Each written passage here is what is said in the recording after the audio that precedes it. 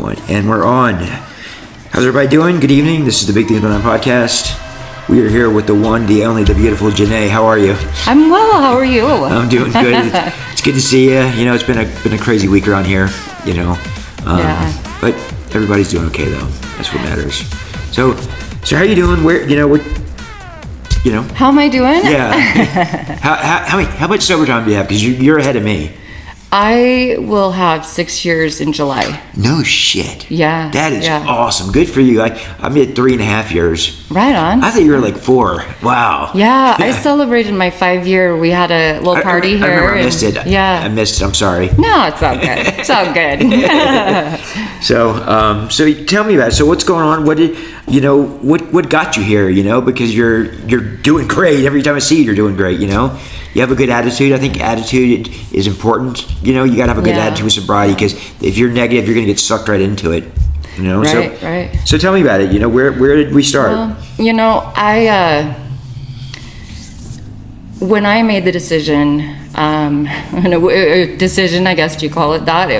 I pretty much had no option if I wanted to stay alive. I decided to get sober from alcohol. Which is the worst. I've done that. It's awful. Yeah, that was so awful. I always say, like, I never went down and did the, hard drugs or anything, because that would have fucked up my booze, and I really like my booze.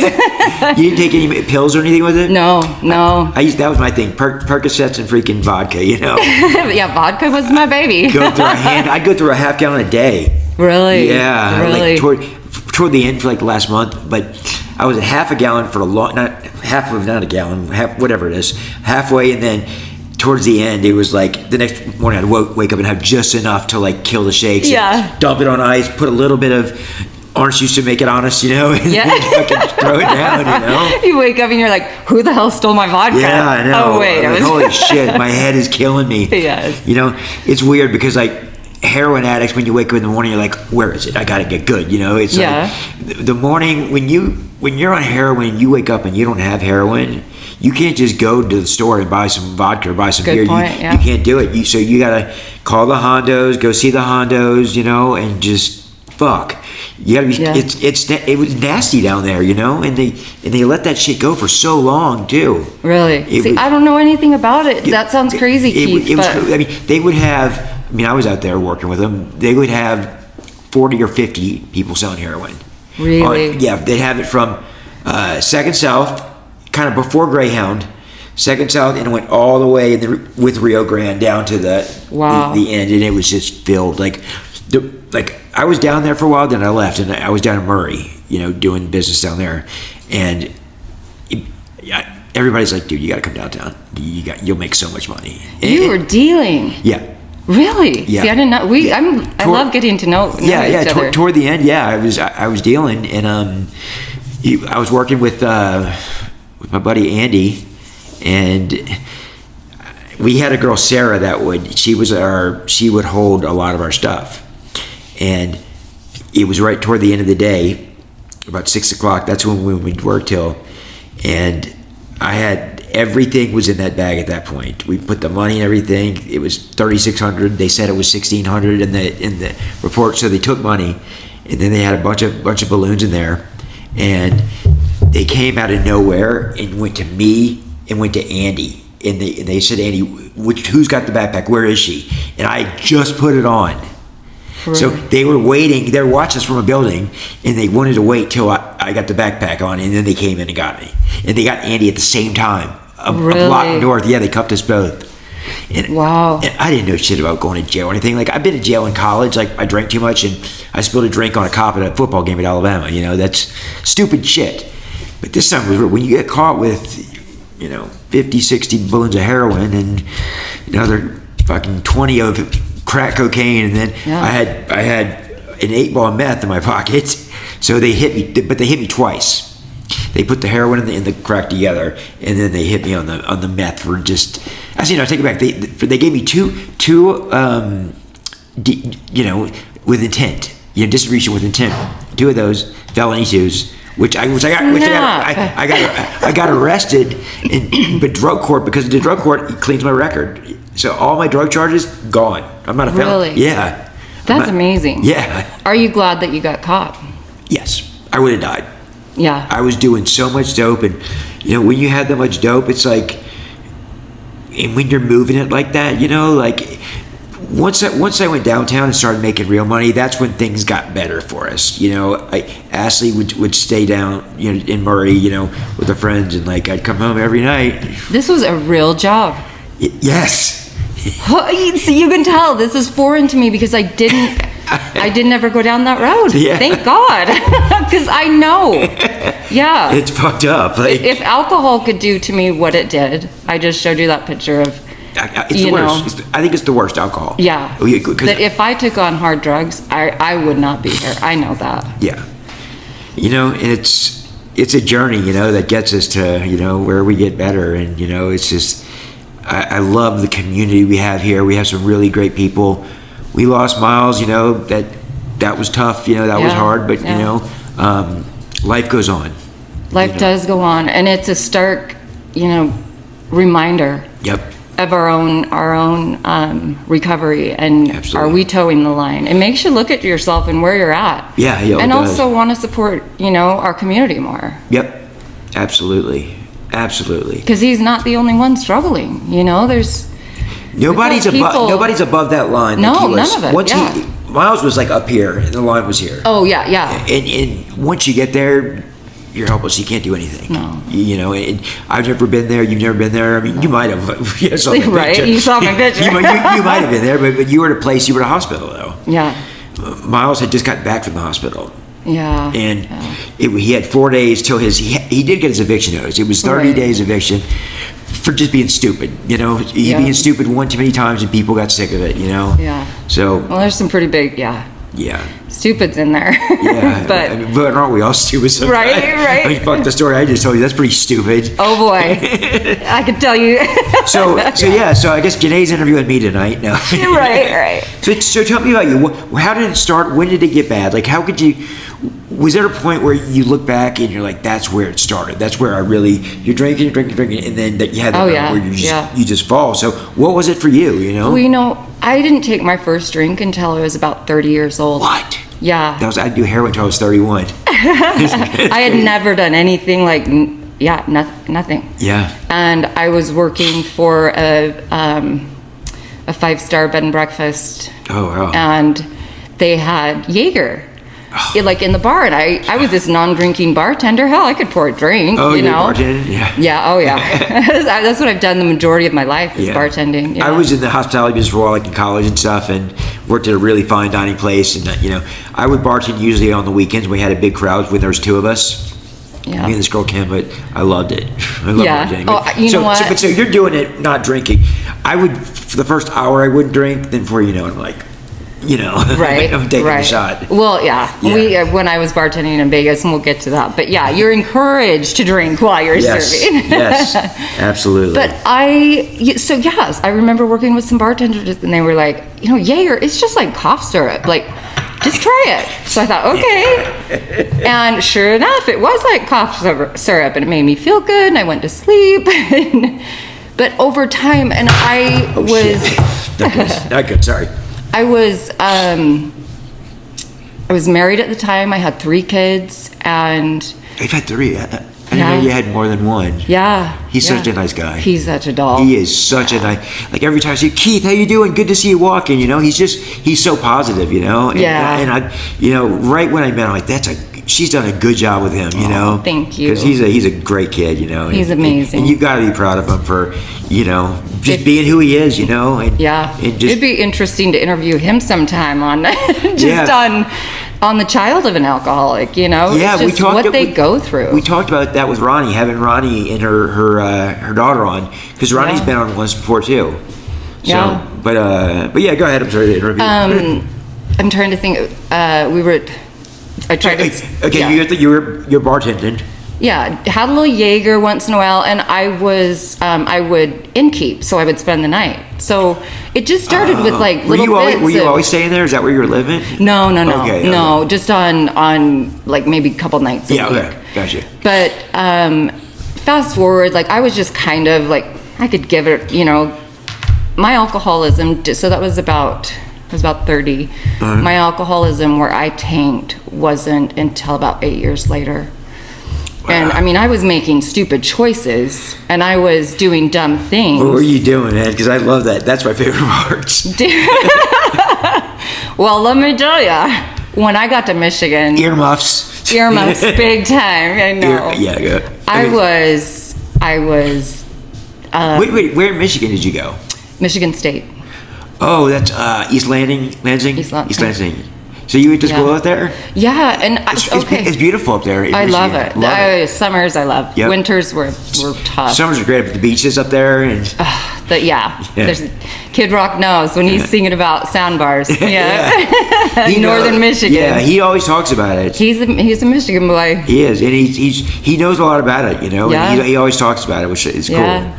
All right, so cool. So Michigan now. So go ahead. So we're in Michigan, and you have to keep in mind, I was Mormon. Very, very, very Mormon. Ooh, I didn't know that. Yeah, married in the temple. I did the whole shebang, bought in. You got it going on. Oh, yeah. So, but during this time, I moved to Michigan, and just before I moved to Michigan, my grandfather and my uncle both committed suicide. Okay. And then I had a couple of cousins, and things were starting to rock. Things were tough. You know, just feeling the stress and stuff of life. Yeah. And my dad was heavily affected by my grandfather's suicide, and my parents got divorced. So there were buildings. How old were you when they got divorced? I was 32. She's going back. Hey, we're gonna take a quick break, and we'll be back in just a minute. And some of those things were obviously I didn't have the coping skills that I needed. They're so important. They're so important. Yeah, and I didn't have those, and I didn't. You know, I was outside of Utah. There I was, this little Mormon mom. Were you from here originally? Or? I was born in St. George. Okay. Yeah. St. George. Yeah. I've never been. I've been through it. Once going to Arizona, which I hate Arizona. Went in December years ago for doing something stupid, and it's like 93 degrees, and it's freaking December. You know, how the fuck? I love it. Yeah, I don't get that. I love it. It's like when you go to Vegas, like you feel like you're in an oven. You really do, because it's so dry, you know. When I walk out and it's 112, because Vegas is where I was living when I went to treatment. But when I walk out of and I'm like, it's 112, it feels so good. Yeah, I like it though. It kind of like you walk out and it hits you. Yesterday, I went outside in the morning, and it was like 17 a couple of days ago, and the cold hit me so hard. It's too cold I lost my breath. It was so damn cold, you know. So anyway, you got divorced. You're up in East Lansing now. Tell me. Well, I was still married when I was in East Lansing. Oh, okay. So we were still married, and my ex-husband had started drinking. And like I said, we were Mormon out of Utah, and nobody could see what we were doing. There was, I was like, wow, I have anonymity. Nobody knows what I'm up to. And I was drinking, and he was drinking, but I was a naked get on top of the bar dance, that was me. And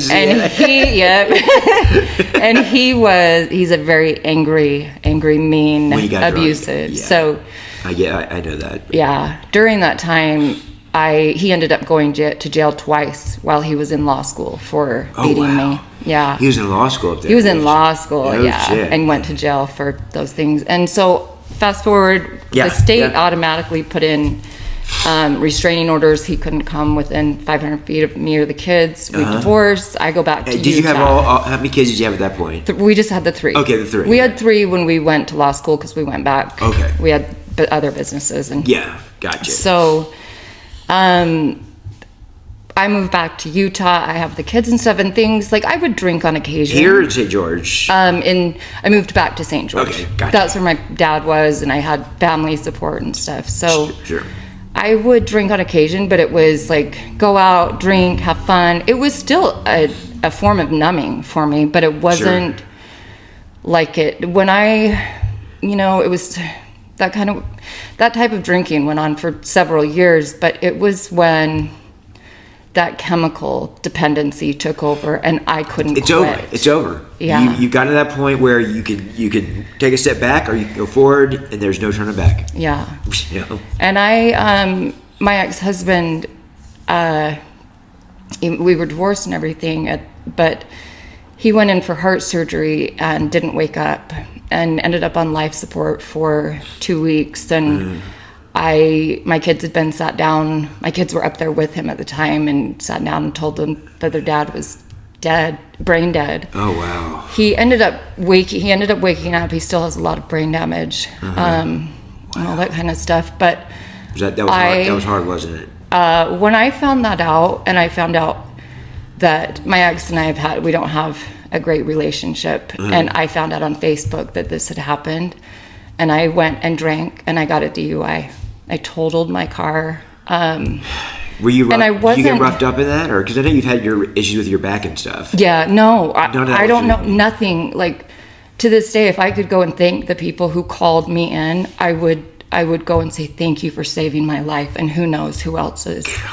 Because I wasn't like, oh, I'm gonna go drink. I'm so mad. Were you going fast, or it was just you? I don't really You don't know. know. I don't know. Yeah, Keith, I woke up in jail, and they had to tell me I had gone to the hospital. That's how drunk I was. But when I told you, when I had been hospitalized multiple times at a 0.50, when they explained to me, like, half your blood is alcohol. 0.5. Half my blood was Holy alcohol. shit. That's like how I'm alive. Fuck. I get told, like, by my medical people, it's a miracle. That's and impressive. I know I'm supposed to be here. I know that somehow I was spared through that, but it took me another year. And after that, I was going to cut you off, but I was going to ask you, what did a day look like for you? Like, what time did you start drinking? When did would you make it to lunch? Like, how did it play out for you? At the very end, Towards the end, yeah. Like, towards the end, yeah, I was drinking. I would say the last year and a half, I would wake up and I had to have alcohol, and I had alcohol throughout the day, and I was still functioning. I was a highly functioning alcoholic Chewing gum. until you can't anymore. I did it good for a while. Yeah, A couple of times. and it's so, when I think about that, I was running on numb. Yeah. And I was going to come to a, collision of some sort. Did you know it? I think in a way I was still, like, I really didn't understand what was going on. Yeah, I was it's weird. trying First time to, it's like, weird. yeah, I was numbing. I knew I was drinking too much. 2 in the morning. Then That's I what end up finding myself in a homeless shelter, and I'm in jail. So I'm going between the homeless shelter and jail. How the hell does this little young women's president from the Mormon church end up? But I did, because I didn't have the coping skills that I needed to deal with life. And alcohol helped me I didn't know at the time. numb Yeah. And when we have a lot of pain, alcohol, these things become how we live life so that we can survive. And so from the homeless shelter, Wait, was that in? You were here, right? this was all St. Well, St. I was George, living yes, in Vegas. George. I was living in Vegas, and I mean, Were you working there? was I working there? Oh, I was working there. Yeah. We might have to come back and do another episode off the. Just like I was working here. Yeah, exactly. Yeah. All right. I'm saying that. Go ahead. I was. I mean, yeah, I was paying my bills with cash. Yeah. And but You paid your bills. That's I paid my bills. that's something that a lot of us don't do. Like, Right. I didn't have bills. I had bills because I choose I didn't want bills. Right, right. Didn't know where I was. But I left Vegas, went back to St. George, and that's where I was in the homeless shelter and in jail. And my family, like, they thrown their hands up at that point and had said, like, we're done. Yep. You're dying. We aren't going to keep doing this. This is too painful for us. Wow. And I went to a really good friend of mine who, one of my dad's good friends, one of my dad's best friends, and said, I'm in trouble.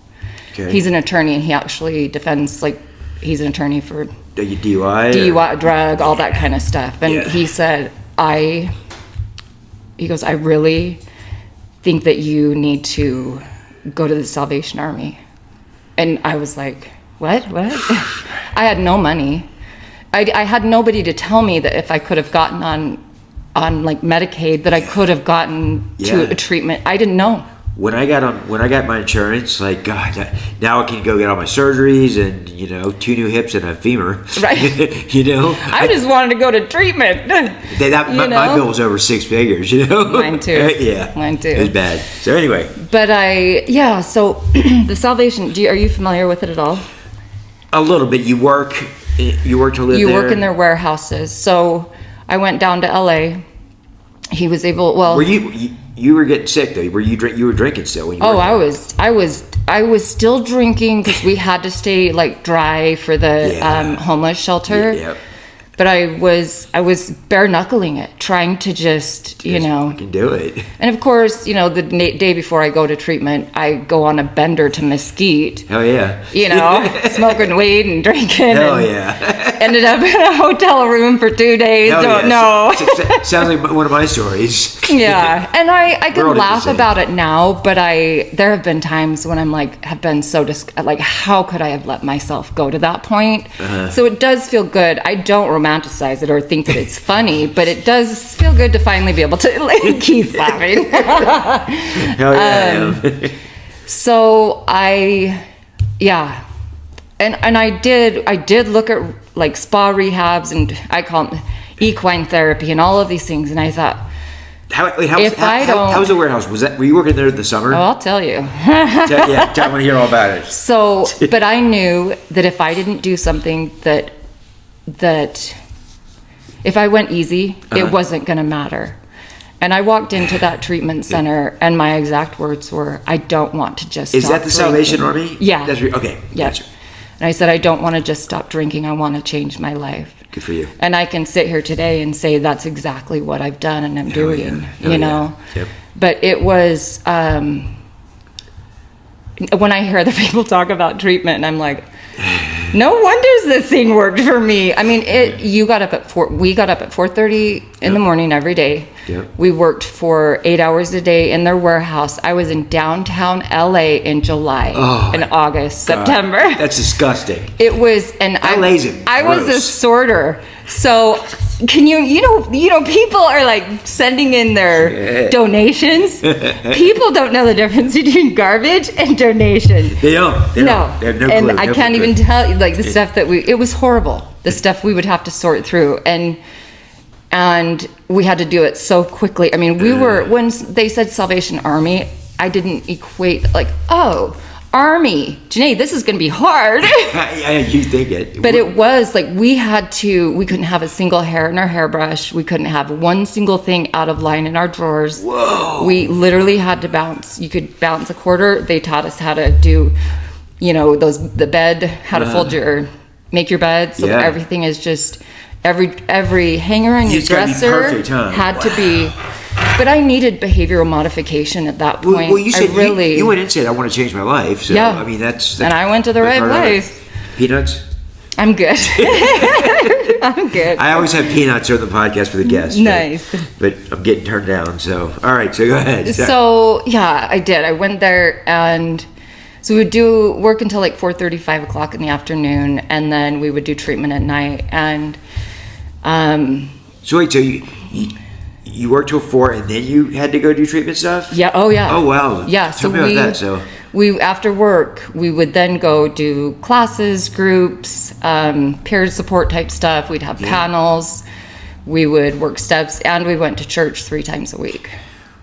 Wow. What is it, Catholic or Christian or? Christian, non-denominational. Yeah. And which was different for me for this whole Mormon thing. Yeah, I was like, what? But I have fallen in love with it. And now I have a church here that has drums and guitars, and I love it. Where do you go here? Do you go to the one down on Baggeter? No, I go to one, it's kind of over in Cottonwood Heights. And it's called, I'm drawing a blank right now.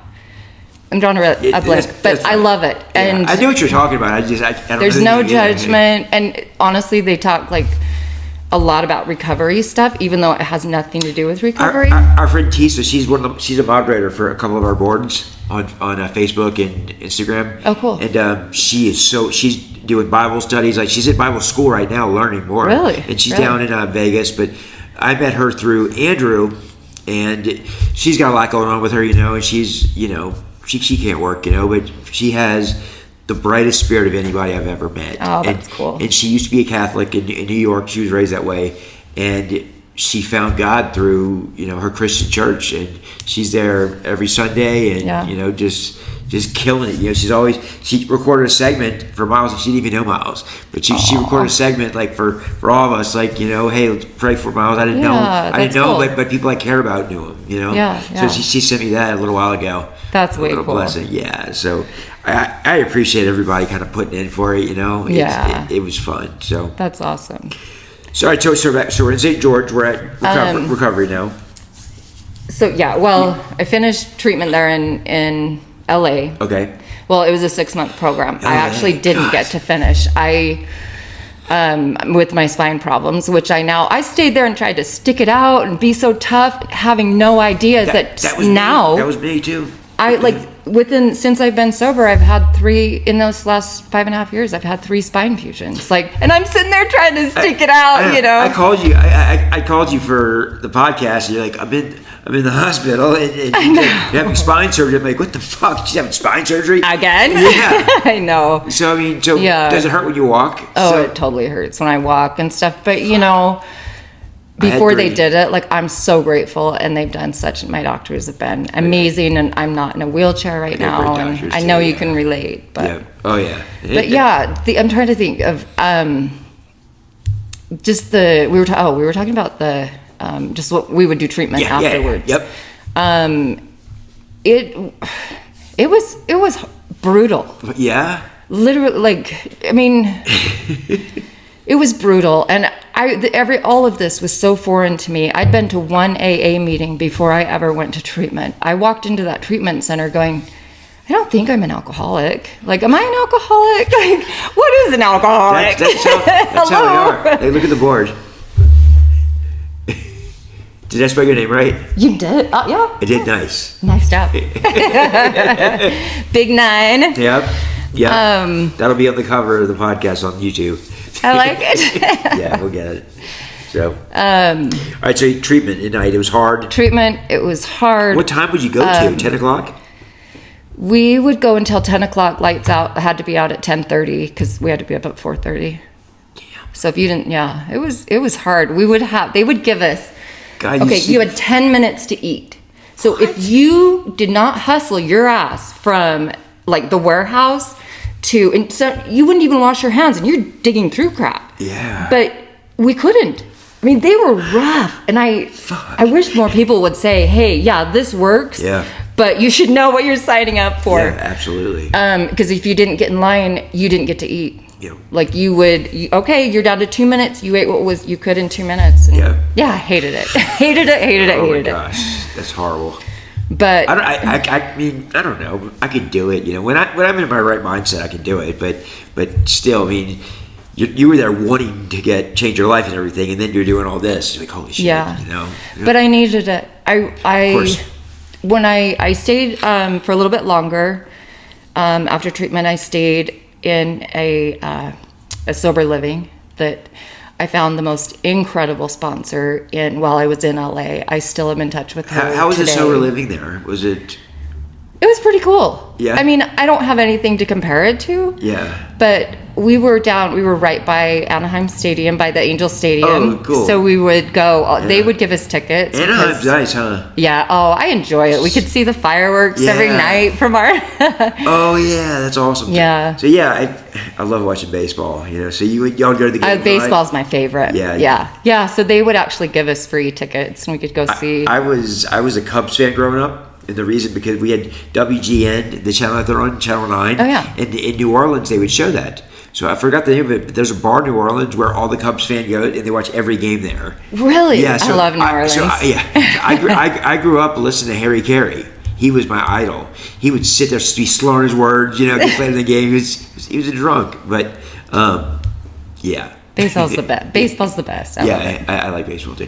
College football is my thing. Yeah, collegiate. I'm an Alabama guy, you know. Oh, well, yeah. So we're always good, except for Georgia beat us this year. That was kind of tough. Yeah. All right, so where were we? Well, you talk about Anaheim. yeah, I stayed and did some sober living there. And you liked Anaheim, right, at the beginning? I loved Anaheim. I still do. Yeah. I mean, I loved being in the area. If I could go back there realistically, I would. Yeah. I love sunshine, ocean. That's yeah. Such a good vibe. California's a beautiful place. Yeah. They just don't know how to handle their money and they go bankrupt. Yeah. You know, and it was funny when I was going back, I was leaving because now looking back, I can see I had all these health issues. But my family, I had a brother and a sister who were both in LA at the time, visiting, just like doing work and stuff. Yeah. And they refused to give me a ride back to St. George. They were. What is that, like 4 hours? No, It's closer. From St. George. Yeah, it's 4 hours. 4 hours, yeah. So no, okay, this will be probably the only time I'll say the F word. They made me take a fucking Greyhound home. I've done and that. they were there. I've done But that. that's how much my family had given up on me. It sucked. My family didn't give up on me, but they took a step back, and I felt in a way like I was the victim, you know, and like, you know, screw mom for making this decision and everything. But truly, I had to find myself, you know, and it wasn't, all they were doing was enabling me and they didn't even know it, you know. Right, I didn't even know it, you know. Yeah. So, but yeah. So yeah, I go back to St. George. Yeah, tell me about that. But I'm this one really cool story actually. Yeah. There's a ton of stuff I could tell you, but go ahead, throw it out. Before I had left to go to treatment, my siblings, we have like a group. There's 6 kids. Okay. And so we would, we'd group text and stuff. And I had a little brother. They're all Mormon too. All Mormon, or raised Mormon. Gung-ho. Only I think 2 of them are very Mormon now. The rest of us do our own thing. Yeah. But It happens. yeah, but I was like, okay, I get back on the bus at 4:30 in the morning. I'm like, okay, when's the first AA meeting? It's on Sunday. What? Oh, you're yours. Sunday morning. So, but before I'd left, my little brother, and I didn't realize had substance abuse problems, which I had known about, but I didn't know at the time that he had relapsed. Okay. And he was telling me things like, you should go jump off a cliff, you should just die, you're the most horrible mother in the world. What? Yeah, I've been there. Yeah. I've met one of your kids, and he was raised great, I can tell, you know. Oh, he's an angel. He is an angel. He walks in a room, it just lights up. The first time I met him, he was just so nice. Keith, nice to meet you. Yes. He loves people. I know, he loves humans. He does great with it too, Yeah, you know. He's just a good guy to have around, you know. He is, yeah. So this little brother who we'd had these issues with, when I walked into that AA room, and it was at our Alano Club, and my little brother was sitting there. In St. George they have one? In St. George. Oh, yeah. I know they have one there. That's yeah, cool. they have an Alano Club. So, yeah, I walk in there, and there sits my little brother who had said these things to me. And my sponsor said to me, you go home, you keep your mouth shut, and do the work. Don't go back there and be like, look at me, I'm sober, patting yourself on the back. Those are the ones that relapse. Talk. Yep, And I followed her advice, like, on so many different things, but that was one of them. So he didn't know I was there. And I walked in, and we didn't know if we should punch each other or hug, and I said, do you want to step outside? I could get emotional talking about it, That's I could only imagine that, like we did. Whoa. We went outside, and I said, I'm back, and I just didn't. I explained. I want to prove it. I don't want to talk it. And we hugged and we cried, and he is awesome. still like one of my biggest supporters, and he's still sober. High five. And you know what? That's Keith, awesome. truly, the miracles that have happened for me through this journey of recovery. Yeah. I know we joke and we talk about like the craziness, but I love the craziness. I do too, and it's good for me to be reminded that Janea, it's okay. Like lots of people do stupid shit when they're drunk. Yeah. Or high, or sober. And when we're sober. I still do dumb shit every day. I know, and I'm doing a lot better at forgiving myself because, when you destroy a family and your children, you have a lot to. For me, I have wanted to make things right and repair that wreckage, and so to have my little brother in my life again and have my kids starting, coming back into my life again. That's so great. It's such a beautiful thing. I love And that. recovery for me has been about learning to love myself. It's an ongoing process. Yeah. Of just, yeah. It's a battle. We still fight it, but it's like we got to get up and we got to go out. We got to get shit done, Yeah.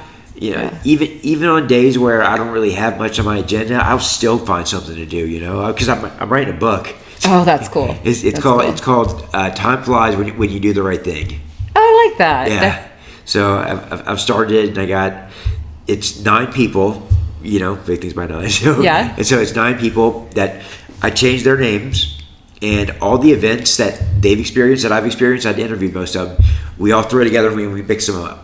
So say I did this, the guy Devin, and that I changed his name to Devin, he would say he did it. Okay. Yeah. So it's mixed up. So it's kind of nonfiction, kind of fiction, but it's gonna be cool. That's really cool. It's gonna be cool. I'm gonna get it published and everything. So Yeah.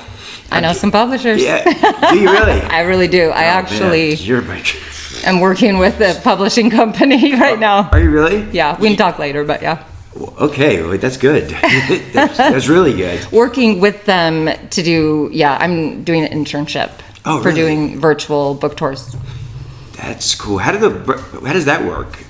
The Virtual book tours. Yeah. It's online, and you have like master classes, and you have different people come speak, and you can do, but for an individual's books, it's similar to this. Yeah. I mean, you can do it in all sorts of ways, but yeah. I've seen the masterclass. So there's a podcast. The masterclass guy, I forgot what his name, but he's good. He's really good. So, but I get emails from him all the time. Yeah. But anyway, so yeah, going back. Were you when you hit? Did you drink again once you hit that point? Or like with your brother, or? Oh no! I Really? haven't taken a drink since the day I walked into treatment. I haven't had a drink. 7-11-16, baby. That's. Oh man, I love it. Yeah. Golly, so you've really done it. Well, but I've had my moments where I've been a dry drunk and not going to meetings, and for me, honestly, I know what that is. That's like being drunk. Yep.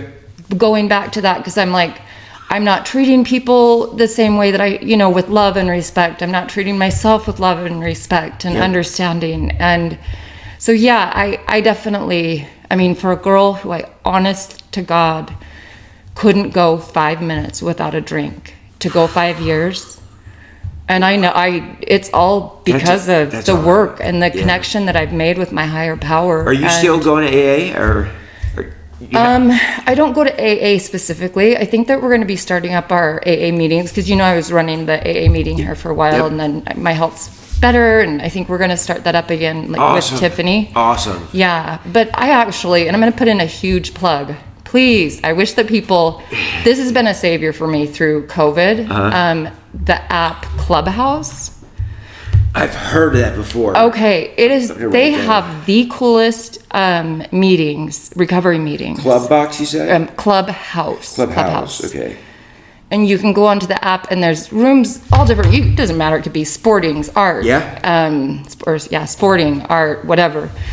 Cooking, philosophy, rap, anything. But I have made. You can just pick anything. You can pick any. You can put in what your favorite things are. But I go to a lot of the recovery meetings. So they have an app on iPhone? Yeah.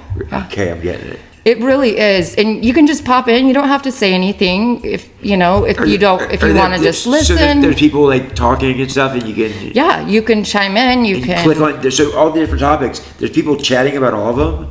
You can go. It's Clubhouse, and then there's all of these little houses or club rooms. Oh, that's okay. And so. Wow. But I got turned on. The first meeting I went to was it's called the meeting after the meeting. And you're online. It's online on my and I can listen sometimes if I'm like, I'll just tell them, hey guys, I don't really feel like talking much tonight. But I'm here. I'm gonna listen.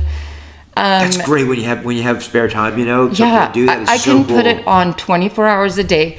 And the Go learn people something. are from all over the world. So you're getting recovery worldwide. And it's, That's so cool. but I've made my sponsor I found on there. Oh, wow, okay. And she's amazing. She was here. Is she here? She's in locally? LA. LA, okay. Yeah. But I'm good with that. You know, Yeah. I can still, we FaceTime, we talk, we Yeah. go to the clubhouse meetings together. That's so cool. I can't wait. So I can't wait to get I wish that more people knew about it. I'm gonna start spreading that around. You know, it's just go on your little app store and just download it there. Download it and then just search recovery. Yep. And- Shout out for Clubhouse, guys. Clubhouse, you gotta go if you want some extra. Yeah. That sounds so dope. Dope is the new sober. Dope is Yeah, I read that the other day. Dope. All right, so I think that's awesome. Talk about now, you know, your relationships and, you know, the rewards you have from, you know, being sober. Oh wow, you know, well, excuse me. Yep. I have, like I said, I have my kiddos in my life today. My youngest, we're still working on that relationship. Yeah. And I've learned, I know, it's when they're ready. Yeah. I want to be like, but look, I've changed. Like I said, but you know what? When the time is right. Yeah, but for both sides. Because my mom made a good point once. It's like, it's not my addiction. It's my family's addiction, you know. It's because it affects every person, you know, in a different way. Oh, yeah. No, it's a family addiction. Yeah, for sure. So, yeah, having my children back, being able to hold my head up. Yeah. And know that I'm living the very best life that I can makes me keep going. I've seen absolute miracles in my life, which maybe we can talk about another time, but just recovery works. Yeah, it does. And, you know, self-love is one of the benefits that has come from that. I didn't know what in the hell that meant. Wait a second. You want me to love myself enough to not drink? I didn't get that part first. Like, can I love myself and drink? Or can I love myself and go to heroin? You know, like, I know. That's how, like, my mind would think that, you know? Yeah. So, like, yeah. So, anyway, yeah. I get to help others today, which You do. in turn comes back to me, just that love and that. Every meeting I go to, you're the one I always see here. Of course, there's going to be Tiffany, but, you know, the few that I've gone to, you're always there. Like that day with you and Tiffany, we were painting the little boxes. I know. That kind of stuff, it's fun, you know. That's recovery. It is, and it doesn't matter if that's recovery. Yeah. To me, I can commit to 1 hour a day for my life because recovery it is my life. Yes. Because I know, without a doubt in my mind, that if I went back to drinking, I would not be here. No way. There's no way. It sucks you in, you can't get out. What they say that you pick up where you left off, I'm screwed. So the worst thing about, like, and I don't want to find out. No, life is so good. yeah. This side of it, It's I don't a waste want of to time. know. It's a waste of time, you know. So I was going to tell you, like, for heroin addicts, we're so afraid of being sick. It's like a nightmare. Like, oh my God, I have to have it or I'm going to be sick. So it's like when you wake up, if you have it or not have it, your next move is going to be finding the homie or the dope man, you know? Yeah. I was called the homie. The homie. The homie. So, I mean, it's like before I was selling it, you know, I had to get enough for me and my girlfriend that I was with for a long time. What we used together and everything. All bad. Yeah. All bad. You know, but Homie should be short for homewrecker. yeah. That's what I meant from your homie. I've wrecked a couple. I did. But I'm a better man now. I was drinking then. Yeah, right. I did a lot of worse things than that, you know? Yeah. It's awful, man. Oh, God. I think one of the coolest things, Keith, that I have discovered through recovery is, you know, I told you I started out Mormon. Yeah. I thought that religion and spirituality were the same thing. Okay. because the Salvation Army is very God-based. Yep. They said, you've got, and I was completely inactive, away from the church, obviously. Yeah. And they said, you've got to like find your higher power. You've got to figure out what that means to I you. didn't get that at first. I did, well, so I was like, easy enough. I'm just going to go back to being Mormon. Oh, God. And how did they accept you when you went back? But, I want to hear it. They do not accept me because I am an alcoholic, and as a Mormon, you should have never had a drink in the first place. So no, Well, I get very judged. They have their book, their step program, and I'm not a Mormon. I'm not even a Mormon fan. I don't care if you're a Mormon. Hey, congratulations. I don't judge other people like that. But we had, when I went to sober living after spending a little bit of time in jail for the crimes that we talked about. Yeah. It was a different world, when I got to sober living, and we had this couple from the church that would come all the time, and we would do a lesson out of the book together, and they would lead it, and still to this day, like out of the steps of that, I love the Mormon book. I love it. I think it's fantastic. I like it more than the regular book. It's their steps. It's just something about it that I like better. I don't know why. Their treatment or their ARC, their book, adult recovery. Yeah. Oh, it's phenomenal. I've been to the class. Good. Oh yeah, because they take the same. It's the same 12 steps. In jail every Sunday they'd have like 3 or 4 couples come out there. Yeah, cool. And I was in Oxbow or whatever, so a little more freedom, And so they would come every Sunday, and they would. Have drinks and a donut or whatever, and in jail, like a donut, oh my God, and we would sit there, and we hell yeah, the book in jail. A donut in jail is like yes, get me that now. Not that I know. I would have killed somebody for a donut, like literally, killed somebody for a donut, but I got that donut, Yeah. But they were the nicest people I remember, and this couple that I would meet. So in the mornings they do, their whole church thing. And then the afternoons, you were assigned a couple, and you go talk to them. And the couple I talked to, the name was Jim and Eileen. And working with them, they're like, get you to sober living, to mentor works, we got you. We'll pay for the first month. Great, awesome, Yeah. And so I get to sober living, and I'm watching the local news one night, and I look up, I'm like, holy shit. That's Jim. That's the guy. He was on TV. He's in the House of Representatives here on Capitol Hill. Yeah. No way. The government. Yeah. And I think he had a big position. Who was it? Jim something. Oh, how funny. I'll find out though. That's way cool. But he's on the news and he's talking about a bill. But usually to be those couples, you have to have some sort of addiction. No, none of them were addicted. No, none of them. I mean, like in recovery, the meetings that they do in like at the churches. Yeah. One of the members of the unless they've changed it more recently, you had to have addiction in your past. If they did, they didn't say anything about it. They didn't disclose them. Yeah. But so I see him on the news. I'm like, what the fuck? That's crazy. That's Jim, That's super cool. And I'm like, and they were the ones that got the funding for me and everything, and they were awesome. Yeah. And so I'm getting my time almost done, and I'm getting close to it. And so I go to him like, Keith, we're not going to be here next week. And I'm like, well, next week is when I thought I'm supposed to get sober living and everything and all the things up. He's like, I got somebody. He's gonna take care of you. So the following week I go, and it's this goofball guy. I forgot his name. He was funny though. He was Mormon, and he's like, get you into mentor works, but I'm just gonna tell you, they're always having a party over there. Yep. Do you know Mentor Works down in Riverton? I've heard of it. Yeah. Yeah, and so I'm like, awesome, and he's like, all right, I'll pick you up on Tuesday. They're gonna let you out on Tuesday. I'm like, wow.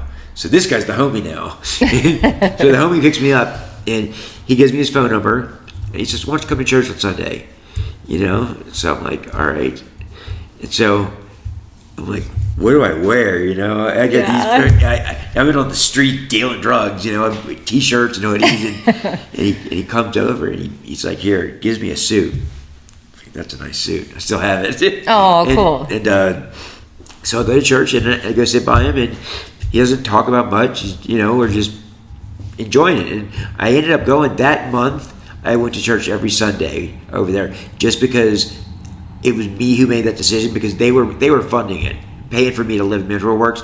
So the least I could do was just go to church, show my face and just interact with them. And I liked it. I really, like, I'm a Catholic. If I'm going to church, I'm going right to the cathedral. That's my place. Can we go? Yeah, absolutely. Because the last time I went to a Catholic church, okay, because I love to experience different churches. Yeah. But I put the bench down, I guess you pray on. Yep. I used it as a footrest. I used to do that, but did you get caught out? No. Oh, yeah. I was like, shit, I'm just trying. Yep. When in Rome, I'm right. Yep. The Pope's Secret Service came and got you. Yeah, they did. Sorry to keep going. No, we'll definitely go to church. That'd be cool. I haven't been in about a month, so we'll definitely go to church. And when I say I go, like, to my church out there, I still am kind of an Easter Christmas, I have a girlfriend I go with sometimes, but I keep it pretty chill. I love Christmas Eve Mass there. Yeah. Ashley and I, even when I was out doing my thing, we would go to church on Christmas Eve. It was like our thing.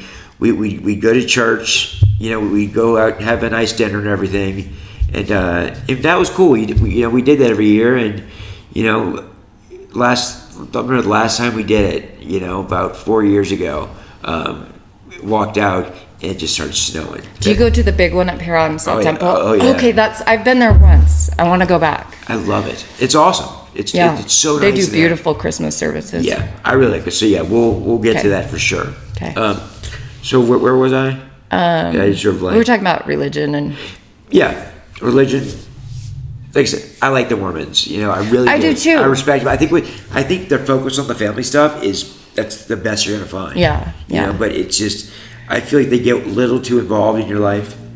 They're we could debate religion all night, but I will say I was like, easy enough. Yeah, yep. I know how to do this. I'll be Mormon, but I want to know everything there is to know about this religion, because where I'm at in my life, I'm committed. So if I'm going to do this, I'm in 100%.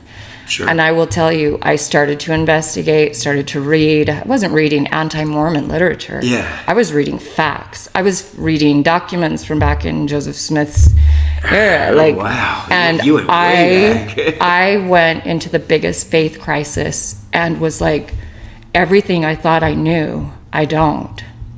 And so I had to go into I really went into a serious deep dive into who God was to me, what that meant, what this higher power was.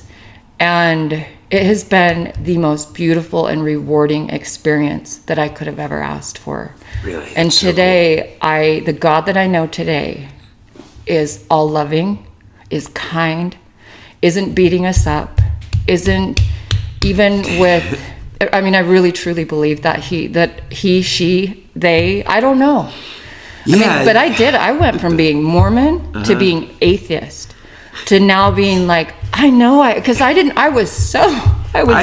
all of it, so confused. I love all of it because in our country we have a right to choose what our beliefs are and everything. And a lot of people, you go overseas and they'll kill you if you're a certain religion, I know. Like if you're in Afghanistan or whatever now, because there's no troops there thanks to Biden.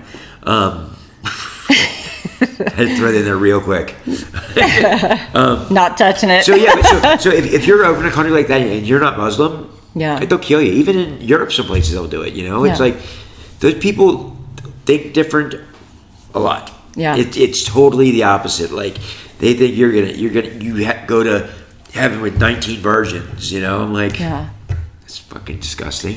Like I said, you could debate all kinds of things on religion. And I'm all about it. I just know that today, like my spiritual life of what I thought, religion was going to be for me, today, a spiritual life looks like I meditate every day. I look for ways to serve others.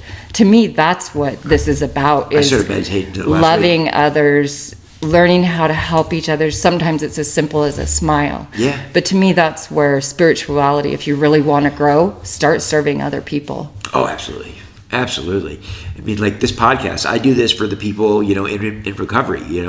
We have a lot of listeners from a lot of different places. I can go on the site. I can look where, like, there's 2 people in Germany that listen every single podcast. Yeah. I don't know who they are, but I know they're 2 people from Germany. I got one in Bulgaria. I got 3 in Morocco. Yeah, that's so cool. I think it started though because I think my aunt who lives in Holland, south of Amsterdam, in not Eindhoven, Den Bosch. She lives in Den Bosch, so she's in recovery. So she's on our list and everything. So I think like some people in Europe, they saw her, in Holland, and they're in Germany right next door to Holland, Yeah. So I think they were not Dusseldorf, just right north of. They were close to Holland though. Okay. So it was cool that way, to see that, and we have a ton back home in Louisiana, and they're everywhere. I love it, I love it. So this podcast this is what I do, to help other people, and when I was in drug court, my community service hours, Tiffany would always sign off for him because she's like, Keith, you do so much with your podcast. So Tiffany would sign off. That's so cool. Yeah. So she helped, absolutely. So she helped me get through it. Yeah. She's an angel. I love her. She's amazing. She is so amazing. The women I don't know how I ended up with all of these incredible women because my therapists are women. I'm doing the employment program over there. She's a cool. female. What's the employment program over there? It's called EPP. What do they do? Like, Well, for me, like, I'm having to totally revamp what I was doing for work and going into something different. And so they're helping me get a new resume going and figuring out, getting a job and all that. But what was I saying? I don't know. They have a ton of resources here, though. Yeah, they do. And I think it's great. So, like, my mom told me a while back, like, she's like, Keith, do you realize, like, if you had been in any place other than Salt Lake, you'd be doing some prison time probably for what I had, And I mean, those charters are a pretty big deal, Like, I had a lot of dope. Yeah. and a lot of cash, So, she just said, she's like, Keith, if you were anywhere else, you'd be in prison. She's like, the programs, because Utah is all about programs over prison. Yeah. So they give you a shot. They let you go prove yourself, and then if you fail, then you're going to go to prison. Like my judge in drug court, not Judge Scott, the one before I had her. I forgot her name, but anyway, she told me, like, I first got there, she goes, Keith, she's looking at my sheet, she's like, pretty impressive. Yeah. She's like, pretty impressive. She's like, how'd you do that? I don't know, I wasn't thinking. She's like, there you go, you weren't thinking. Yeah. And she's like, okay, well, I'm going to give you a shot to do drug court, and if you finish your program, then you're not going to have any felonies anymore. So I said, all right, and I did it. That's awesome. And I finished up. Back in October, Tiffany did the introduction thing for me. She talked because Sydney, the girl that I was supposed to, she was sick or whatever. Her husband had COVID. And so Tiffany, it's like an hour before drug court, and I find out Sydney can't come. Tiffany, can you come speak for me? She's like, yes, absolutely. Oh. So she came and spoke, and then this is what we were joking about earlier. And like after the first 20 seconds, she's like, okay, so shifting gears, when I starts talking about herself, that's why I'm making fun of her. She went on, she's like, I relate to Keith this way, it was just like all about her. I bet she had so much great stuff to share, though. Yeah. She's incredible. I'll show you the video sometime. I got it saved. Yeah. So it's no, cool. we are surrounded by amazing individuals in this program and in this building, and I feel sad sometimes when I see, and we try to encourage each other, but there is so much to offer at Medina Place. If you want to stay sober, you have every resource, so much support. We have therapy, we have help with employment, we have help with, if you need it, with food, you have help with everything. This is such a great place to be sober. It is. I'm so grateful. I'm grateful as fuck about it. I love being here. And I don't want to let them down. I want to be sober. It's not that. It's the relationships that we make. We're all, everybody here. It's like we're all together. And having people around like that. Being able to during the day come to this place, come to the community room, and do whatever. what's his face? What's my roommate? I mean, the guy who lives beside me, the big guy. Cole? Cole. Yeah. Cole comes out here at 5:30 in the morning. He was telling me. I know. And makes coffee and He stuff. texts me every morning at 5:30. He was telling me to come do it. I normally am an early bird. I'm still kind of recovering from surgery. So good. I'm like, yeah. But as soon as I can, hell yeah, I'll be down here. Let's have coffee. Yeah, hell yeah. I should be because We have cool people in here. I only sleep like 4 hours a night. Like I don't sleep much at all. Yeah. Because I like staying up late. I'm always doing something, you know. Yeah. Usually I'm talking on the phone, you know. What's your sign? What's my sign? What's that mean? What's your astrological sign? Was that like when my birthday? When's your birthday? April 15th, tax day. You're an Aries. Yeah. That makes sense. I was gonna say, are you an Aries? What is an Aries? Like, Oh, we'll get into it later. It's not. It's just. it's me. I'm a Leo. I'm a fire sign. Yeah. So I'm good on mine. You're good. You're good. Tell me about it later. Yeah. Well, that's awesome. You know, we're right here at an hour. You know, so Yeah. Anything else you want to share or just say or? No, I'm glad that we were able to kind of talk about. I love this. This was good. This was really good. You know, I said let's get an hour in, and I don't like going too over because sometimes we'll lose people's attention span. Yeah, You know, yeah. because it is people in recovery. Yeah, and I like that we kind of covered some of the kind of what got me to this point. Yeah, high five. But like, I want to come back and tell you about the miracles and the you were always beauty of recovery that I've experienced. We're gonna do that. You know? We're gonna have you on again. Cool. You know, if it's tomorrow or whatever, whenever you want to do it. Cool. So we'll talk afterwards. But hey, thanks for coming. You were great. I knew you'd do great. You know, like Chief. you were so good. This was really fun. It was, and we're gonna. It's always do it fun to again. talk recovery. Always, you know. Badass, yeah. So, and we're badasses too. So you know, we can. We are. We are. Okay, we're sitting here on a Friday night, and Yeah. guess what? There's nowhere I'd rather be.